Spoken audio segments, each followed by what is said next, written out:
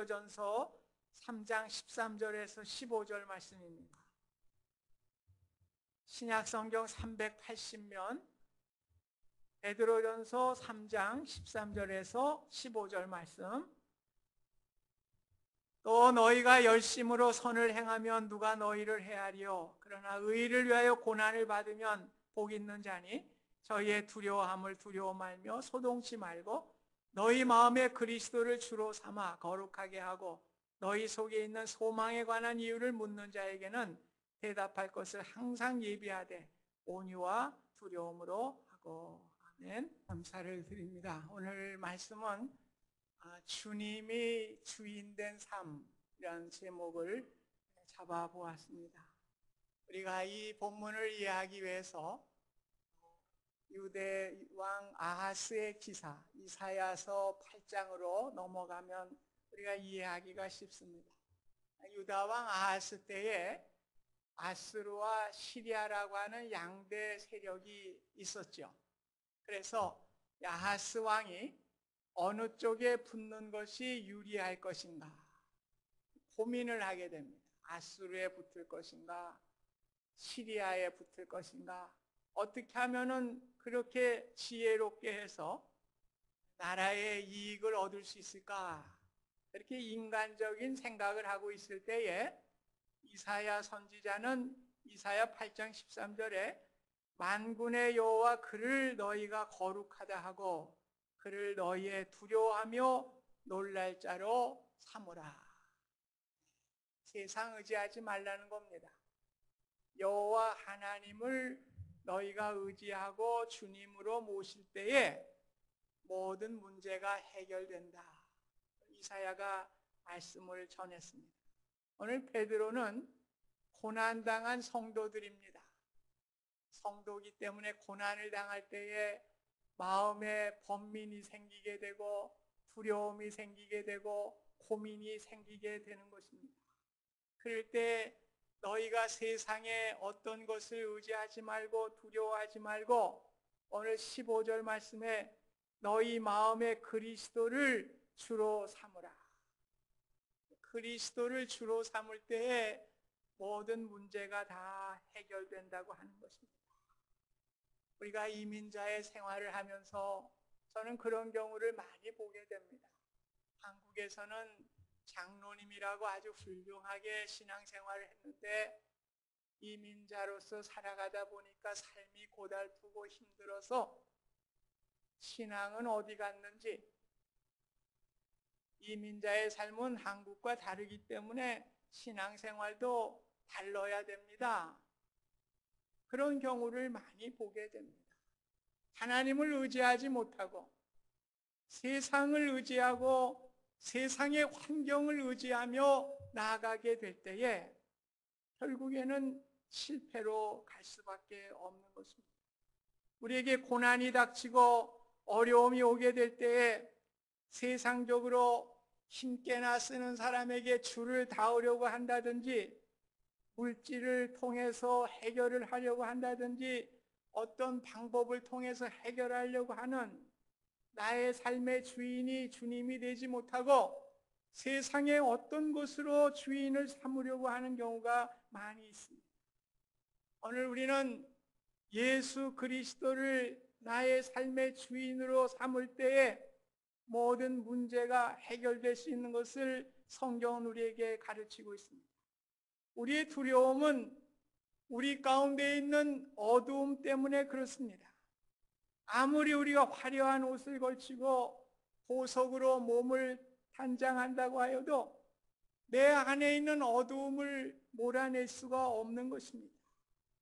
우리는 내 안에 빛이 있다고 생각할 때가 있어요. 착각할 때가 있습니다.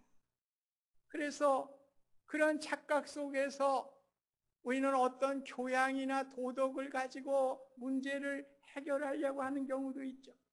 교양서적을 읽고 좋은 음악을 듣고 어떤 정서적인 것을 통해서 내 마음을 정화시키려고 하는 그런 것. 그러나 근본적으로 우리의 마음은 어두워요. 그렇기 때문에 두려움입니다. 그 어두움, 두려움은 빛 대신 예수 그리스도를 통해서만이 몰아낼 수가 있는 것입니다. 내 안에 주님을 주인으로 모시게 될 때 두렵고 어두웠던 모든 것들을 몰아낼 수가 있는 것입니다. 캄캄한 방에 불이 켜지게 될 때에 모든 것이 환해지듯이 주님이 내 삶의 중심으로 오게 될 때에 그 주님의 빛을 통해서 우리는 어렵고 두려운 것들을 몰아내고 내 주님으로 인하여 소망과 빛을 가지고 살아가는 인생이 될 수가 있는 것입니다. 우리가 빛이 비치지 않는다고 그래서 식물이 당장 죽지 않습니다. 나무가 당장 죽지 않습니다. 서서히 죽어갈 뿐입니다. 빛이 없으면은 나무와 식물은 죽어가는 거예요. 언젠가는 죽는 것입니다. 오늘 우리가 주님의 빛이 내 안에 없다고 그래가지고 우리가 당장 죽는 게 아닙니다. 그러나 우리는 영적으로 서서히 죽어가게 되고 결국에는 어둠의 세력인 사탄이 나를 지배하는 삶으로 영적으로 죽어가는 인생으로 변하게 되는 것입니다. 그렇다면 우리 주님을 내 삶의 주인으로 삼는다는 것은 무엇일까요? 이 CCC에서 나오는 사형리, 대학생 선교에서 나오는 사형리에 보면 그런 게 있죠. 복음을 제시하면서 그 내 안에 있는 그 왕좌의 의자에 내가 앉아 있어요. 그런데 나를 내려앉히고 그 의자에 누구를 앉힙니까? 주님을 앉히는 것. 그것이 바로 나의 삶에 주님이 주인이 되게 하는 것입니다. 다시 말씀드리면은 우리의 삶의 가치의 가장 우선순위에 주님을 놓아드리는 일입니다. 우리의 생각과 삶 속에서 가장 우선해야 되는 모든 것을 우선하는 그리스도를 모든 권위 위에 모시고 그의 말씀에 순종하는 일이요 오직 주님 안에서 위로와 소망을 가질 수 있기 때문에 그런 것입니다. 오늘 나의 삶에 주님을 모시게 될 때 일어나는 결과가 15절 하반절에 말씀하고 있습니다. 너희 속에 있는 소망에 관한 이유를 묻는 자에게 대답할 것을 항상 예비하라. 오늘 예수님의 나의 삶의 주인이 될 때에 우리는 대답할 말을 준비하고 살아갈 수가 있는 것입니다. 다시 말씀드려서 나의 삶을 통해서 복음을 증거하는 삶을 살아갈 수 있는 인생이 될 수가 있다고 하는 것입니다. 역설적으로 아무리 고난이 닥쳐도 내가 주님을 모시고 살게 될 때에 우리에게는 오히려 복음을 증거할 수 있는 기회가 될 수 있다고 하는 것을 베드로는 역설하고 있는 것입니다. 초대교회 많은 믿음의 사람들이 박해를 받았고 예수를 믿는다고 하는 이유 때문에 십자가에 죽게 되고 불에 태워지는 어려움을 당하게 되었습니다. 그러나 그들은 예수 그리스도를 주인으로 모시게 될 때 오히려 기뻐하며 소망 가운데 나아가게 된 것입니다. 그러니까 그 옆에서 보던 사람들이 이해가 되지 않는 거예요. 고난을 당하고 죽음의 자리에 들어가는 사람들이 어떻게 소망을 가지고 기뻐하며 찬송하며 나아갈 수가 있겠는가?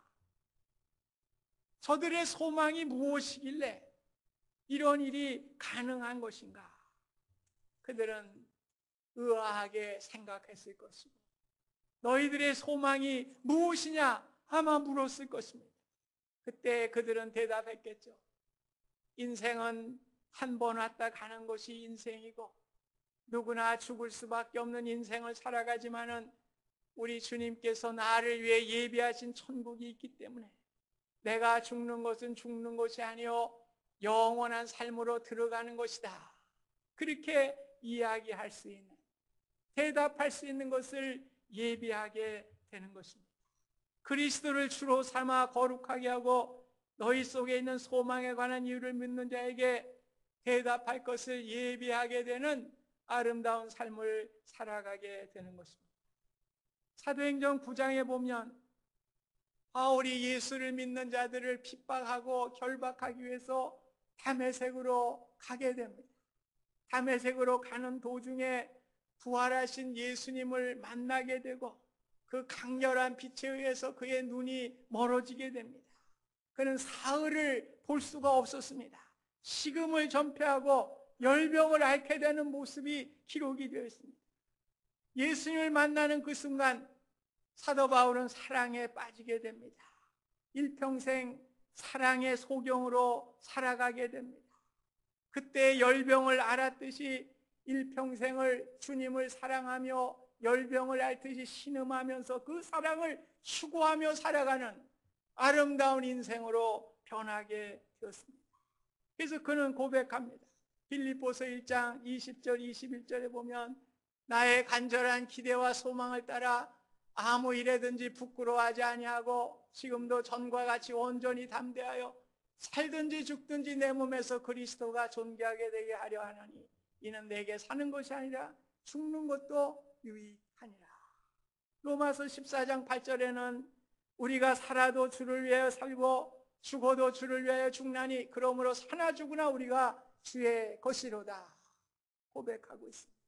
오늘 자신의 삶이 완전히 주님이 주인이 된 것을 고백하고 있습니다.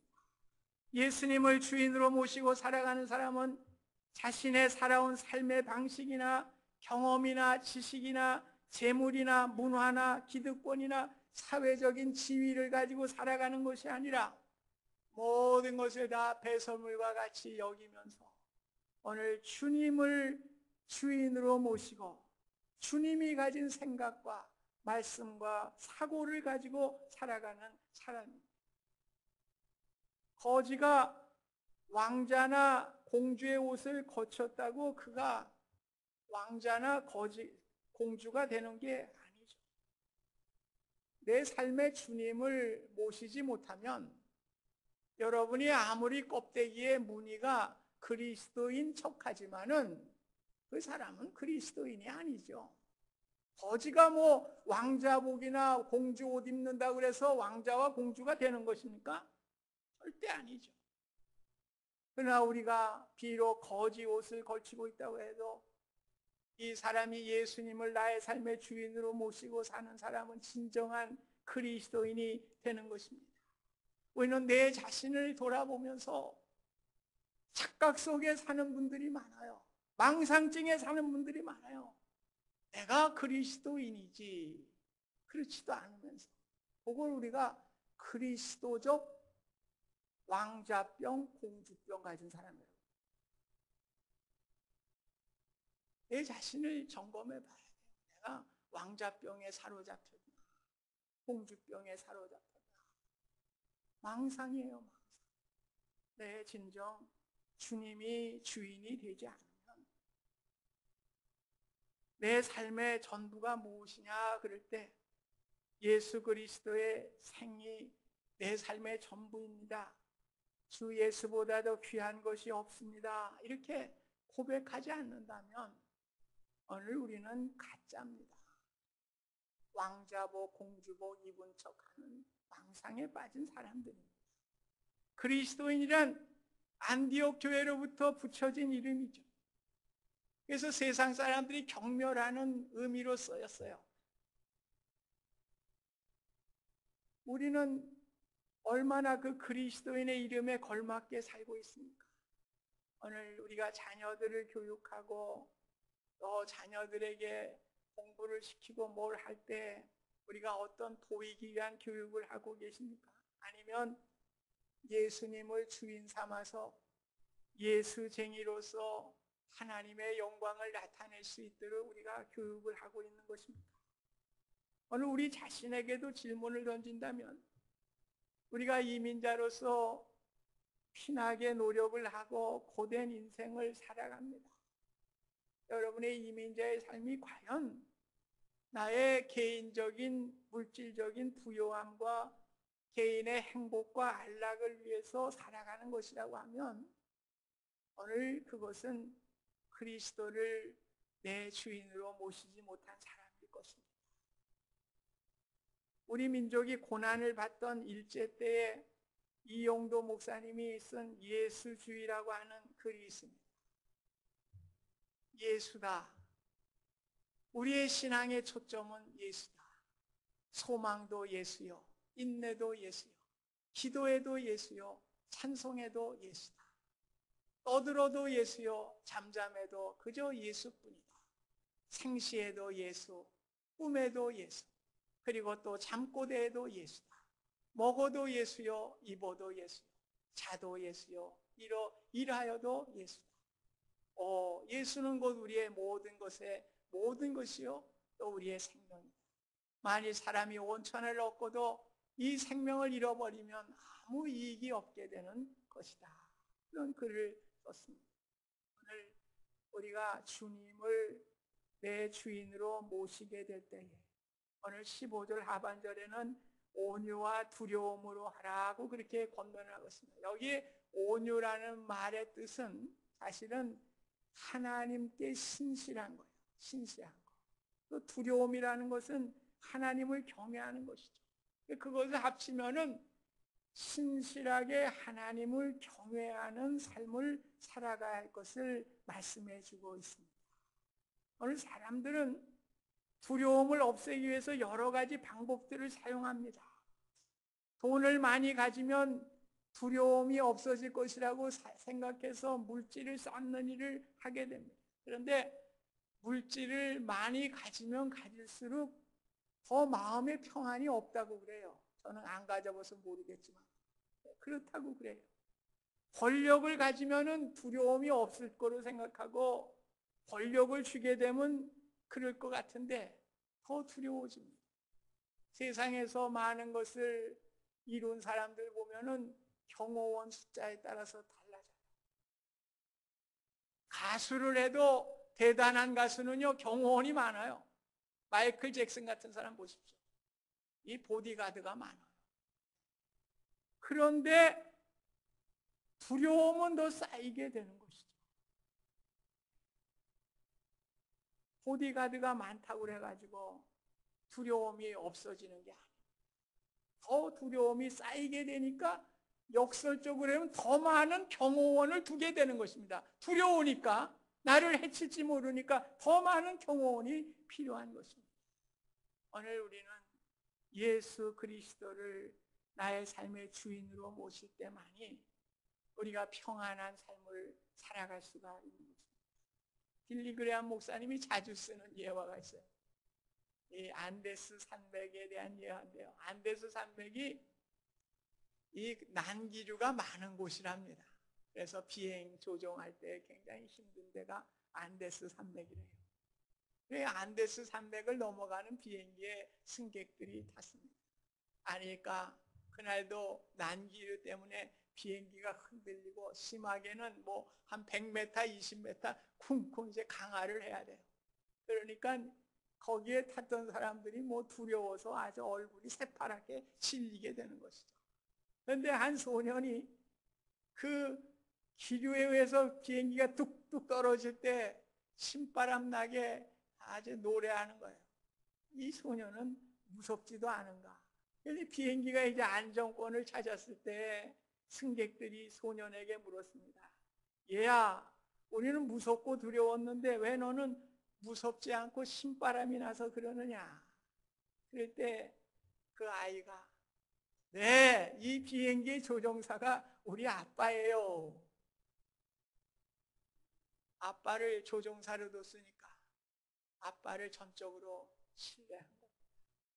오늘 이 인생이 곤두박질 치고 두려움이 몰려오고 고난이 몰려오게 될 때 나의 주인이 누구십니까?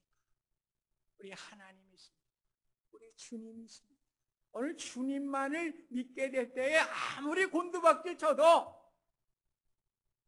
우리 주님이 도와주시라고 믿고 나갈 때 우리가 소망의 삶을 살아갈 수가 있는 것입니다. 아브라함이 그랬습니다. 아브라함이 독자 이삭을 바치라고 그럴 때 모리아 산에 올라가서 장작을 쌓아놓고 이삭을 결박을 하고 이제 이삭을 죽이고 불로 번제를 드리려고 이제 이 그런 순간에 아브라함아 아브라함아 부르시면서 그 제사할 양이 저 숯불에 걸려 있습니다. 그 수양을 데려다가 대신 제사를 드리게 될 때에 아브라함이 그 산을 여호와 이레 여호와의 산에서 준비되리라. 그런 이름을 짓게 된 것입니다. 히브리서 11장 18절 19절에 보면은 아브라함은 철떡같이 믿었어요. 이삭이 내 자손이 되리라고 하는 하나님의 말씀으로 말미암아 하나님이 능히 죽은 자도 살리실 줄을 믿고 오늘 이삭을 모리아산으로 끌고 간 것입니다. 여러분, 이렇게 믿으셔야 돼요. 온전히 하나님께 맡기는 것입니다. 나의 주인은 내가 아니고 하나님이십니다. 오늘 이러한 믿음으로 나갈 때에 우리 하나님께서 여호와 일의 축복을 저와 여러분들에게 주실 줄 믿습니다. 오늘 그리스도인들은 예수님께서도 말씀했지만 마태복음 6장 24절에 한 사람이 두 주인을 섬기지 못할 것을 분명하게 말씀해 주셨습니다. 네, 이걸 분명히 아셔야 됩니다. 우리 예수 믿으면 예수 믿는 거고 세상을 믿을 거면 세상으로 가는 겁니다. 이 어정쩡하게 이쪽에 다리 저쪽에 다리 양다리 거칠 수가 없어요. 그럴 땐 능력이 나타나지 않죠. 하나님의 능력이 나타나지 않죠. 어떤 때는 세상이 주인이 됐다가 어떤 때는 주님이 주인이 됐다가 왔다리 갔다리 왔다리 갔다리. 그거 우리 주님이 좋아하지 않아요. 우리는 두 주인을 섬길 수가 없습니다. 우리의 두려움이 사람이 될 때에는 하나님은 전혀 두렵지 않아요. 신앙의 양단이에요. 여러분이 사람을 두려워하면, 세상을 두려워하고 환경을 두려워하면 하나님 절대로 두려워하지 않습니다. 그 사람은. 그러나 하나님을 두려워하는 사람은 절대로 세상이나 어떤 것에 대해서 두려움이 없어요. 양단간에 하나입니다. 우리의 신앙이 주님을 나의 주인으로 모셔서 오늘 세상에 대해서 두렵지 않고 하나님만이 우리의 두려움의 대상이 되실 수 있기를 간절히 축원합니다. 우리가 신앙생활하는 영적인 삶이란 주님이 주인이 되어 나의 삶을 이끌어 가시는 것을 말씀합니다. 그래서 역설이 생기는 겁니다. 그게 신앙은 역설입니다. 믿지 않는 자들이 보면은 미친놈같이 보이죠. 왜? 그리스도인이란 말이 미치갱이라는 말이에요. 세상 사람들이 볼 때죠. 예수 미치갱이들이구만. 왜 그렇습니까? 연약한 가운데 우리를 강하게 하시고 사로잡힌 가운데 우리를 자유롭게 하시고 고통 가운데 오히려 즐거워할 수 있게 하시고 가난한 가운데 부유하게 하시며 은혜의 자리로 인도하시는 것이 오늘 주님을 나의 삶의 주인으로 모시는 자의 기쁨이요 은혜인 것입니다. 이게 신앙생활이에요. 오늘 그러한 주님을 내 삶의 주인으로 모시고 내 삶의 모습을 통해서 그리스도를 주로 삼아 복음의 영광을 나타내는 아름답고 귀한 삶을 살아가실 수 있기를 주님의 이름으로 축원드립니다. 고마우신 하나님 아버지, 오늘 두 주인을 섬길 수 없다고 그랬습니다. 주님만이 내 삶의 주인으로 모시게 하여 주셔서 주님으로 인하여 나의 삶을 살아가게 하여 주시고 언제나 주님의 영광을 나타낼 수 있도록 축복하여 주시옵소서. 예수님의 이름으로 기도하옵나이다. 아멘.